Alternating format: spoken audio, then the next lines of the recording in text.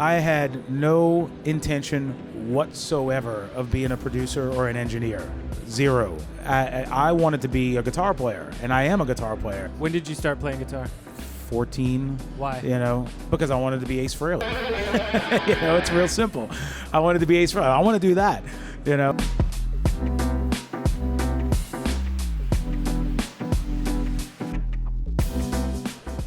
Jack Miele, Yes. Thank you for joining me. Thank you for having me. We've worked a little bit together. We have.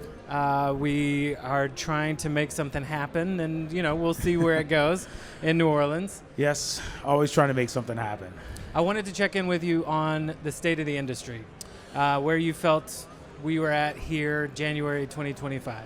In the world industry or the New Orleans industry? Which maybe you start with the world and All right. end up in New Orleans? I think we're in interesting times. We're in the obviously the world of streaming, and we're in the world of, as far as audio is concerned, we're in the world of how music got free, and so it's a little bit interesting to think about that, because I come from, I'm old as dirt, so I come from from the time when I went to a record store and bought records, So, but what is interesting is the difference now in the way that people consume music.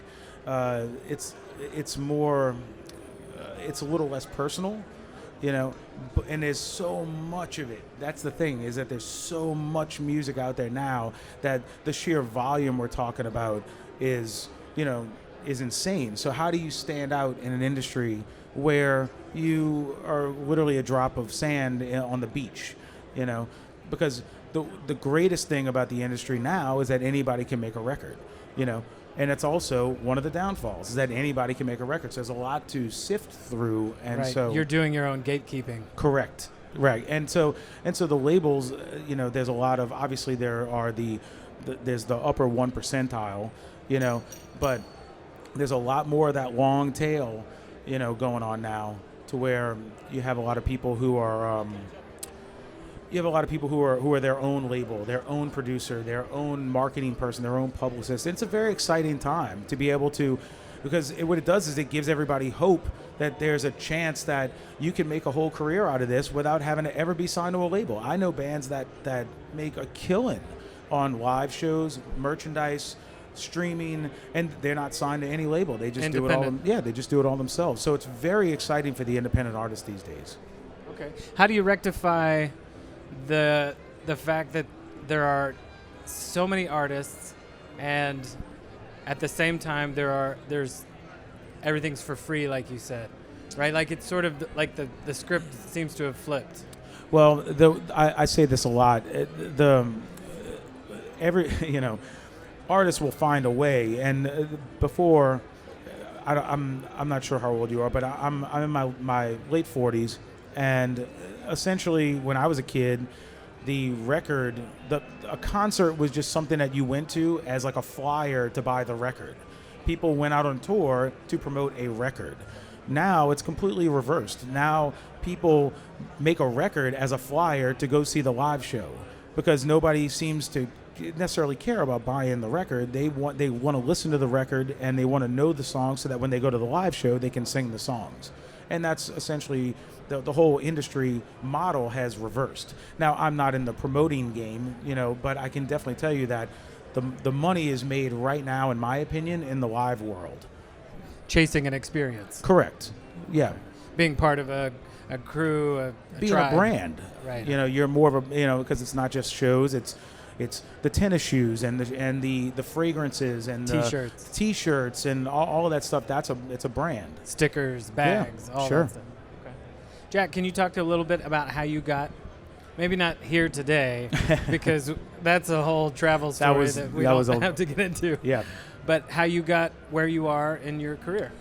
Okay, so where you went to school, or who you played with. I'm born and raised and based in New Orleans, Louisiana, and I was born in a little suburb named Metairie. It's not really a little suburb; it's right outside of New Orleans, and New Orleans is one of the big little city in the world. Like, everybody knows each other. It's actually it's seen as this sort of magical city, but everybody knows everybody. I was so excited, and I used to practice incessantly, much like yourself, and 8 hours a day practicing. Didn't have a social life, just did that all day long. So You couldn't not do it. I couldn't. I would get in trouble. I would eat with the guitar at the table. I would sleep with the guitar. So it just, it was an obsession, quite literally. So to move past that, I was in bands, and I wanted to be the guy. I wanted to be the guy on the cover of Rolling Stone. And years passed, and our records, I started to get in bands, and I started getting in cover bands and stuff like that. But the thing is that my bands ended up needing recordings, and we didn't want to buy studio time, and nobody wanted to do it. So we had little 4-tracks, and it was almost like I only started recording because there was a need. There was a need. My personal business had a need for this thing, and You could make it happen. I can make it happen, and we had no money, so I just learned on the fly. And so what I did was I started buying a bunch of prosumer gear, stuff I would always buy gear that was like 1 or 2 generations back.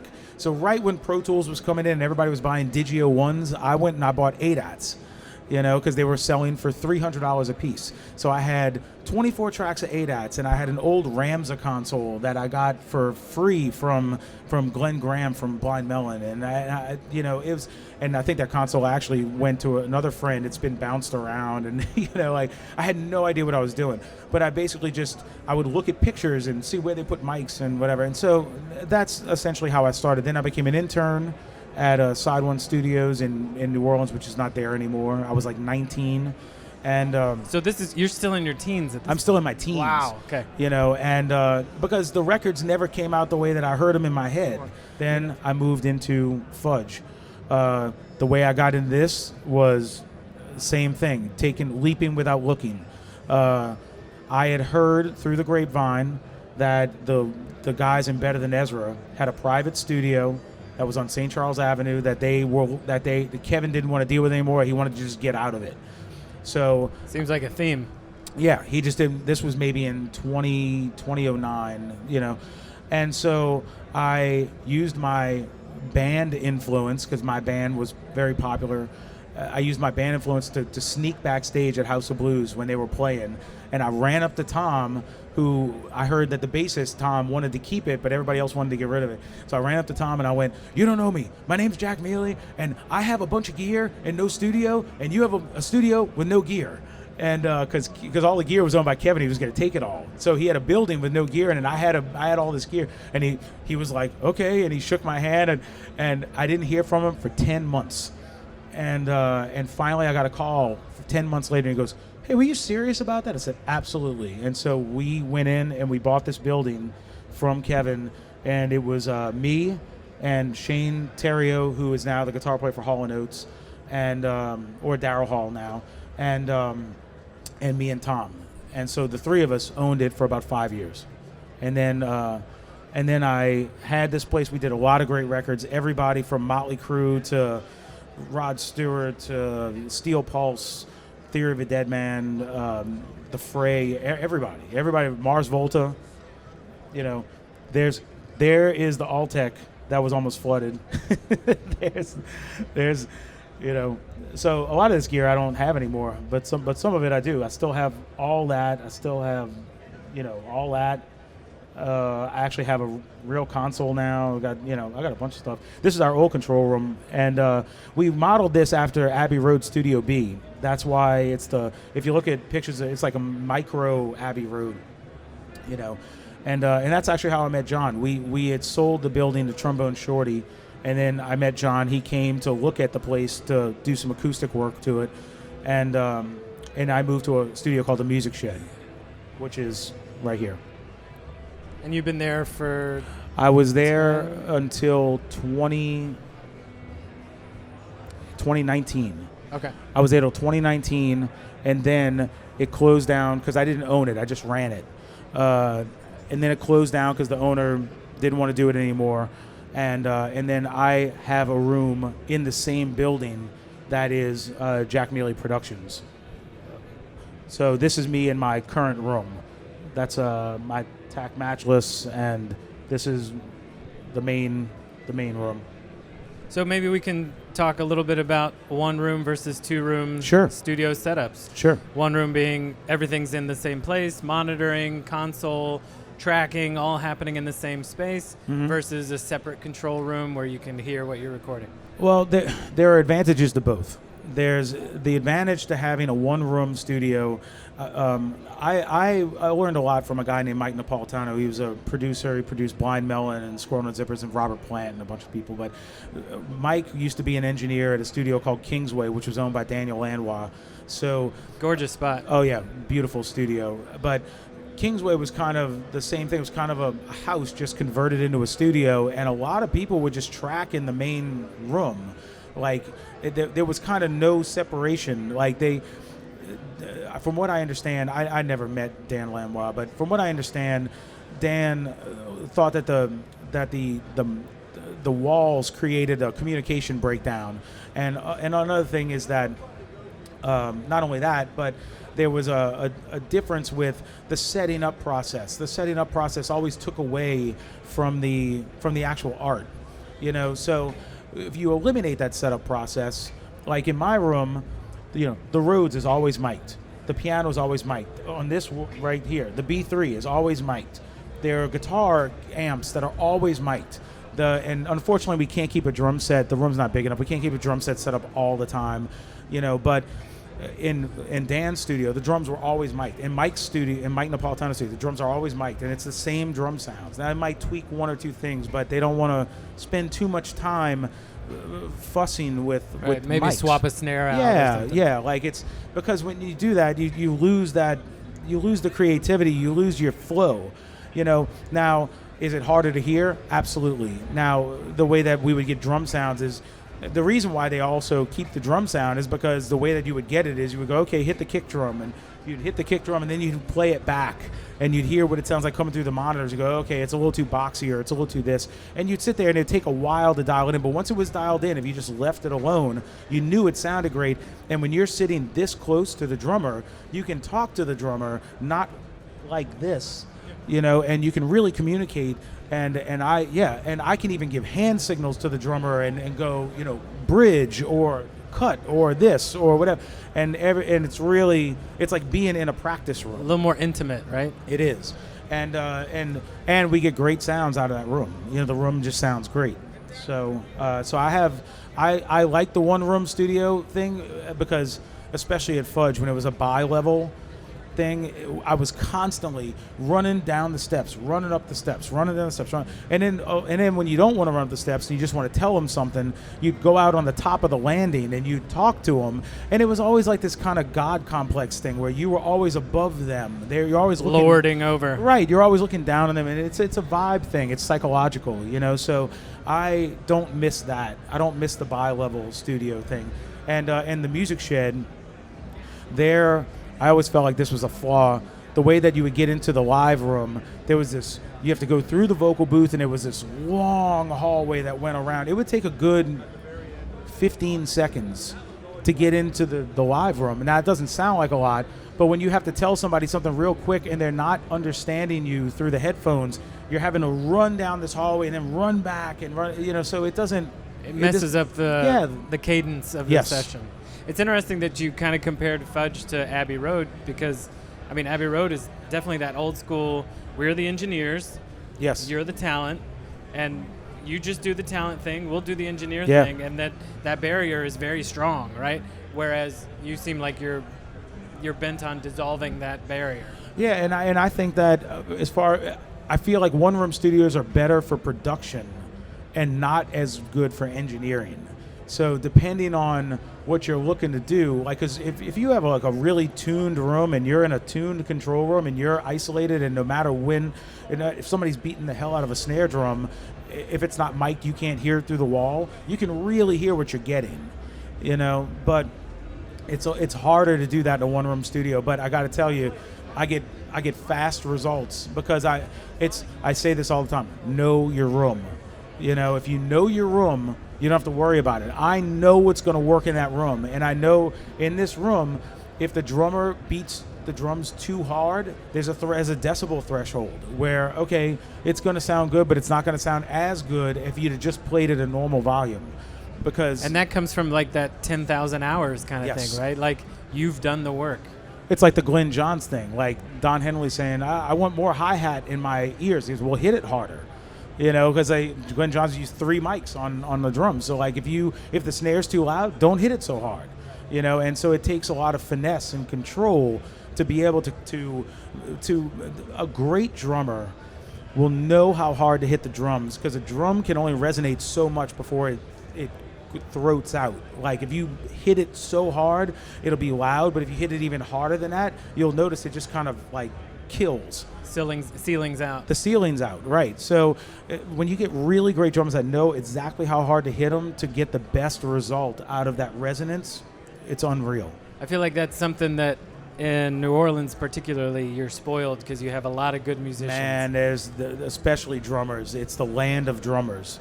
You've got probably some of the best drummers in the whole world living in a 20 square miles, like whatever New Orleans is. It's not a big city, so you're talking about a concentration of really incredible drummers all living there. Fantastic. Yeah. Now, how does that, we probably have just a few more minutes. Sure. We could talk maybe a little bit about the music industry in New Orleans specifically, and maybe contrast that to the film industry, because I know you're dealing a lot with the film industry. So the music industry in New Orleans is interesting. It's kind of its own little ecosystem. There are people you can like go to New Orleans and straight up be famous in New Orleans and not be known anywhere else. At least that's been my experience. There are people who, locally, regionally famous. Yeah, right. They get great gigs. Everybody goes to the show. The shows are packed. When people come into town from outside, they know these names. They're like super famous, like outside, because they're like legends. It's sort of like when you go to New York and you hunt out these old jazz guys that are like, you're trying to find Benny Golson, or you're trying to find, like the guys who are still, I don't think Benny Golson's still alive, but some of the guys who are still alive, who's still the old guard, who still have gigs, and you're like, I gotta go see. Remember, Les Paul used to have a weekly gig, and it was a Monday night at some nowhere club. I can't remember the name of the club, but it was in New York somewhere, and I would go, like I went to New York not that long ago, and Bill Stewart is playing drums in this little underground jazz club, and it was like there's 10 people there, and it was amazing to watch it, and so it's kind of like that. People come there, they want to see Deacon John, they want to see Dumpster Funk, they want to see, like you won't catch Trombone Shorty or those kind of guys playing in the clubs as much, but you will catch a lot of the contemporaries. Like you will see John Cleary, who is a genius. He's like the re-embodiment of like Professor Longhair and Dr. John put together. And you see these guys, Joe Crown. You see these guys like playing part of that lineage. Yeah, man, and it's crazy how good they all are, and they're all there. They're all just Johnny Vodakovich playing a gig at Snug Harbor, with David Torkanowski. Right. It's like that's part of that New Orleans magic. It is. So, and how does that relate to the film industry? Well, the film industry in New Orleans unfortunately took another hit. The tax credits got reduced again. Because we have a new meta plant that's going to be doing AI technology that's being developed in northern Louisiana, up towards Holly Ridge, right by Monroe. So I don't know if some of that money got reappropriated. I'm not in the political game, but I know that they reduced the tax credits again. But there are still a lot of productions being made in New Orleans. But I will say this: I still see a lot of that post all coming back here. They'll do a lot of the filming out there, but a lot of the post goes out here. It still comes to Los Angeles. It does. I'm lucky enough to have a lot of contacts to where I do a lot of music for TV, and I do scoring, like for independent films, or secondary scoring for major films or whatever. But they're not going to, not too many of the major scores are getting done in New Orleans. They're using Union, and they're using the Union guys in L.A. or wherever. So but there is a lot of work. There's a lot of stuff going on, you know. So that's pretty much my take on that. A lot of word of mouth, right? Yeah, it is. Well, Jack Miele, thank you so much for coming Thank you. out. I appreciate it, It's such a pleasure to have you. Thank you. Thank y'all for Thank you, coming. guys. We'll see you around the show. Yes, sir.